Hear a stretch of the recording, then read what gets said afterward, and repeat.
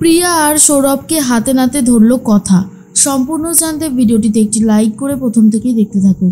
গল্পের শুরুতেই দেখা যায় যে কথা মনে মনে ভাবতে থাকে, প্রি যে কেন এরকম করছে কে জানে, একটা সুন্দর শাড়ি পরে আসলেই তো ভালো হতো। লেখা তখন প্রিয়াকে বলে, দেখ প্রিয়া, তুই কিন্তু বড্ড বেশি বাড়াবাড়ি করছিস, এই রকম পোশাক পরে কেউ হবু শ্বশুরবাড়িতে যায়? প্রি তখন বলে, এমন করছো যেন বিয়েটা হয়ে গেছে। দেখো, তুমি না বাড়াবাড়ি করো না। আমি কেমন ধরনের চিন্তা নিয়ে চলি সব কিছুই তাদের জানা উচিত। আমি এইরকম পোশাক পরি আর এইরকম পোশাকেই আমি কমফোর্টেবল, তাই আমি এটা পরেই এসেছি। আমাকে এখন তুমি বারণ করতে পারবে না। তখনই নূপুরের কাছে গিয়ে কথা বলে, কাকিয়া, আমার মনে হয় প্রিয়া এই বিয়েটা কোনোভাবে করতে চাইছে না, হয়তো কেরিয়ারের জন্যই হতে পারে। তখন নূপুর বলে, আসলে কি বলতো কথা, আজকালকার দিনের মেয়েরা একটু এরকম হয়েই থাকে, কিছু করার থাকে না সেক্ষেত্রে। তবে আমাদের প্রিয় আশা করি বুঝতে পারবে। দেখো, বিয়েটারও তো প্রয়োজন আছে, তাই না? বয়স তো হয়ে যাচ্ছে, আর এরপরে নিজেদের একটা একটা জায়গায় গিয়ে যদি না থামে তাহলে কি করে হবে? এর মধ্যে অগ্নি তখন বলে, আরে পিসিয়া, তুমি এত রাগ করছো কেন? দেখো, আজকালকার দিনের মেয়ে তো, তাই ও এরকম পোশাক পরেছে, তুমি এসব নিয়ে ভেবো না। আমার মনে হয় এই রকমভাবে পোশাক পরে যদি ওর বিয়েটা ভেঙে যায় তাহলে আমাদের বুঝতে হবে যে আমরা যেখানে বিয়ে ঠিক করেছিলাম প্রিয়ার, সেখানে সেই বাড়িতে অতটাও বেশি আধুনিকতার ছোঁয়া নেই। এটা একটু চিন্তা ভাবনা করাটা দরকার। তখন লেখা বলে, আমি জানি না, আমি সত্যি বুঝতে পারছি না ওকে কি বলবো। এরপর সবাই মিলে রওনা তো দিয়ে দেয়। ঠিক তখনই ফোন আসছিল প্রিয়ার, কিন্তু এস বলে যে ফোন করছে সে কে, কথা এটাই ভাবতে থাকে আর বলে, ব্যাপারটা আমার কাছে বেশ অন্যরকমের লাগছে, কিন্তু আমাকে হাল ছাড়লে চলবে না। আমাকে জানতেই হবে কার সাথে কথা বলতে চাইছে প্রিয়া, আর কেনই বা বিয়েতে এতটা আপত্তি। এর মধ্যেই বাড়িতে চলে গেছে, পাত্রের বাড়িতে, আর সেখানে গিয়ে সবার সাথে আলাপ পরিচয় করতে থাকে। প্রিয়া একটু দূরে দূরেই রয়েছে। এরপরে অভিজিতের বাবা মিস্টার দত্ত বলে, আসুন আসুন, আমি তো অনেকক্ষণ ধরে আপনাদের জন্যই অপেক্ষা করছি। অসুবিধা হয়নি তো? আসলে এই সময়টায় পাহাড়ে একটু কুয়াশা কুয়াশা ভাব দেখা যায়, তো গাড়ি চালাতে একটু প্রবলেম হয়। অগ্নি বলে, না না না না, সব কিছু খুব ভালো ভালোই হয়েছে, চারিদিকটা এত সুন্দর, নর্থ বেঙ্গলকে দেখে না মাঝে মধ্যে হিংসে হয়।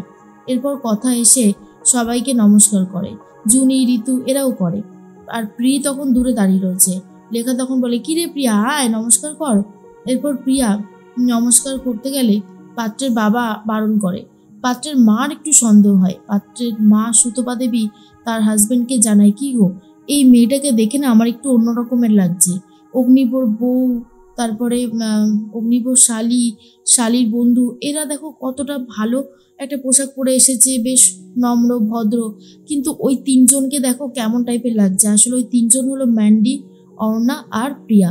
তখনই মিস্টার দত্ত বলে, আসলে তুমি এগুলো বুঝবে না, এখনকার দিনে সবাই একটু আধুনিকভাবে থাকতেই পছন্দ করে, বুঝেছো? আর আমি তো বলবো এটা অনেক ভালো যে প্রিয়ার মনে যেটা রয়েছে সেটাই ও সবার সামনে পড়ে এসেছে। দেখো, মনে যদি আধুনিক ড্রেস পরার একটা চিন্তা ভাবনা থাকে বা ভালোবাসে আর পরে এসেছে শাড়ি, সেটা দেখলে কি ভালো লাগতো বলো? কিন্তু সুতপা দেবীর মনটা বেশ খারাপই লাগে, বুঝতে পারে যে কোথাও একটা গন্ডগোল হচ্ছে। এর মধ্যেই তখনই কথা বলে, জানেন তো আপনাদের এই জায়গাটা ভীষণ সুন্দর, আমার কিন্তু খুব ভালো লেগেছে। মিস্টার দত্ত তখন বলে, যাক, ভালো লেগেছে তাহলে তো বুঝতেই হবে যে তোমাদের এই জায়গাটা পছন্দ হয়েছে। আচ্ছা, তুমি চায়ের সম্পর্কে কিছু জানো? এরপর একটা দামি ব্র্যান্ডেড চায়ের সম্পর্কে কথা অনেক কিছু জানে আর সেটা সম্পর্কে বলতে থাকে। মিস্টার দত্ত বলে, বাহ কথাকলি, তোমার তো ভালো জ্ঞান রয়েছে এসবে, দারুণ দারুণ, কোনো কথা হবে না। কথা তখন বলে, আসলে আমি তো আমার কলেজের লাইব্রেরি থেকে অনেক বই টই নিয়ে পড়তাম, এই সম্পর্কে একটু জানতাম আর কি, তাই বললাম। এর মধ্যেই তখনই অগ্নি আর এদিকে প্রত্যয়, আক্কি তিনজন মিলে কথা বলতে থাকে আর বলে, আমাদের কিন্তু মনে হচ্ছে বিগ ব্রো, এই ম্যাডাম সুতপা ম্যাডাম কিন্তু আমাদের বোনকে অতটাও পছন্দ করেনি, বুঝলি? তখন অগ্নি বলে, সেটা তো আমিও বুঝতে পারছি, তবে দেখা যাক পাত্রের কেমন লাগে। অবশ্য আমাদেরও পাত্রকে একবার যাচাই করে নিতে হবে, কি তাই তো? অগ্নি তখন এই কথাটা বললে আক্কি বলে, একদম ঠিক বলেছিস বিক্র, একদম ঠিক কথা, আমার মনের কথাটাই বলেছিস। এর মধ্যেই চলে এসেছে পাত্র অভিজিৎ, আর সে এসে হাত মেলায় প্রিয়ার সাথে আর বলে, আপনাকে কিন্তু খুবই সুন্দর লাগছে। মনে মনে ভাবে প্রিয়া, যা বাবা, পরে আসলাম এই পোশাক, যাতে বিয়েটা ভেঙে যায়, এখন তো ফেসে গেলাম। অভি বলে অনেকেই আছে যে যারা শাড়ি পরে এখানে আসে, মানে এইসব ডিল করে। তো আপনি কিন্তু যেভাবে এসেছেন মডার্ন ড্রেস পরে, আমার খুবই ভালো লাগছে যে আপনার মনে যেটা আপনি সেটাই পরে এসেছেন। আর তার মধ্যেই কথা বলে, পাত্রকে দেখেও তো খুব ভালো মনে হচ্ছে, কথাবার্তাও খুবই সুন্দর। এরপরেই লেখা বলে বলছিলাম কি প্রি, তোরা জানা, তোরা সাইডে গিয়ে কথা বলতে পারিস। মিস্টার দত্ত বলে একদমই তাই, আমরা এদিকে একটু খাওয়া দাওয়া করি, আর তোমরা যাও গিয়ে কথা বলো, আমরা বয়স্ক মানুষ এখানেই ঠিক আছি, আর ভাই বোনরা চাইলে যেতেই পারে। এরপর অভি আর প্রি একটু সাইড হয়ে যায়, আর তার মধ্যে সবার জন্য মোমো পাঠিয়েছে মিস্টার দত্ত। মোমো খেতে বলে কথাকে, কিন্তু অগ্নি তখন বলে কিরে খা, অবশ্য আমি তো জানি ময়দার জিনিস তোর হাতে আবার ওঠে না। তখনই কথা বলে ময়দা যে কি বিষ পাচক মশাই সেটা তো আপনি জানেনই। তখন পাচক মশাই বলে আমাদের কলকাতার পলিউশনেও তো বিষ রয়েছে, হ্যাঁ তা সেটাও তো নিচ্ছিস নাকি ছেড়ে দিচ্ছিস কোনটা? কথা বলে ওটা এটা এক হলো। এরপরেই ময়দাটা ফেলে দিয়ে পুরটা খেতে থাকে আর বলে নিন, খেয়েছি আর খাবো না। এরপরেই ম্যান্ডি সেটা দেখার পর প্রচণ্ড বেশি রেগে যায় আর বলে কথার এই বাড়াবাড়িগুলোকে না আমি মেনে নিতেই পারছি না, আমার মনে হচ্ছে কি ওকে আচ্ছা করে উচিত শিক্ষা দিই। এরপর সুতপা দেবী বারবার মিস্টার দত্তকে বলে এই মেয়েটাকে আমার সন্দেহ হচ্ছে, তুমি যাই বলো না কেন আমি একে মেনে নিতে পারছি না, বুঝলে তো? তখনই মিস্টার দত্ত বলে আরে দাঁড়াও, আগে অভি কথা টথা বলে দেখুক কেমন লাগে। এরপর অভি কথা বলতে থাকে প্রিয়ার সাথে আর বলে আপনাকে দেখতে খুব সুন্দর লাগছে, আপনাকে কিন্তু আমার বেশ পছন্দ হয়েছে। তখনই প্রি বলে তাই, আমার কিন্তু কয়েকটা বাজে স্বভাব আছে জানেন তো, মানে আমি খুব রাতে ঘুমোতে যাই, সকালবেলা দেরি করে উঠি।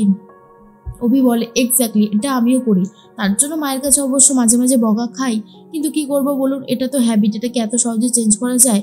প্রিয়া মনে মনে ভাবে এই ছেলেটাকে যাই বলছি তাতেই তো ঘাড় নাড়াচ্ছে, উফ কি যে ঝামেলার মধ্যে পড়লাম না। এরপরেই প্রিয়া বলে আরও একটা ব্যাপার, আমি কিন্তু আর্য হতে চাই। তখনই অভি বলে বাহ, তাহলে তো কোনো ব্যাপারই নেই, আপনার এই সমস্ত গুণগুলো যেমন কি ভালো লাগছে সেটা আর বলার কথা না। এদিকে অগ্নি, আকি আর প্রত্যয় বুঝতে পারে অভিজিতের আর প্রিয়ার কথা জমে উঠেছে, তাহলে হয়তো প্রিয়ার অভিকে ভালো লেগেছে, কিন্তু ব্যাপারটা তো পুরোই অন্য ছিল। এর মধ্যেই কথা এসে কথা বলতে থাকে জুনি আর ঋতুর সাথে আর বলে জানিস তো, আমার না প্রায় একটু অদ্ভুতই লাগছে, আমার মনে হচ্ছে প্রিয়া এই বিয়েটা করতে চায় না। ঋতু বলে দেখ, এসবের মধ্যে তুই নিজেকে জড়াস না, তাহলে আবারও তোকে অপমান করে দেবে, সেটা আমাদের খুব একটা ভালো লাগবে না। কথা বলে ওই জন্যই তো পাচক মশাইকে সেভাবে কিছু বলতে পারছি না। এর মধ্যেই অগ্নিকে বলতে থাকে কথার, তখনই মনে মনে ভাবে কথা যে অগ্নিকে বলবো। এরপর মিস্টার দত্ত অগ্নিকে বলে অগ্নি, তুমি তো এখানে একটা চায়ের বিজনেস করতে পারো, তাহলে খুব ভালো হবে। তখনই অগ্নি বলে আইডিয়াটা খারাপ দেননি, দেখা যাক কি হয়। কথা বলে একদমই ঠিক বলেছেন। এর মধ্যে ম্যান্ডি বলে আমাকে যে করেই হোক এভির অ্যাটেনশন পেতে হবে, আমি এক কাজ করব, আমি প্রান্তিককে ফোন করবো আর তাহলেই আমাকে এভি অ্যাটেনশন দেবে। এর মধ্যেই প্রিয়াকে ফলো করতে থাকে কথা। প্রিয়ার সাথে কথা হয়েছে সৌরভের সাথে দেখা করতে প্রিয়া যাচ্ছে চা বাগানের দিকে, আর প্রিয়ার পেছনে ফলো করতে করতে কথাও সেখানে পৌঁছে যায়। গিয়ে দেখে সৌরভ বলে একটা ছেলের সাথে প্রিয়া দেখা করছে, আর এটা দেখার পর কথা চমকে গেছে।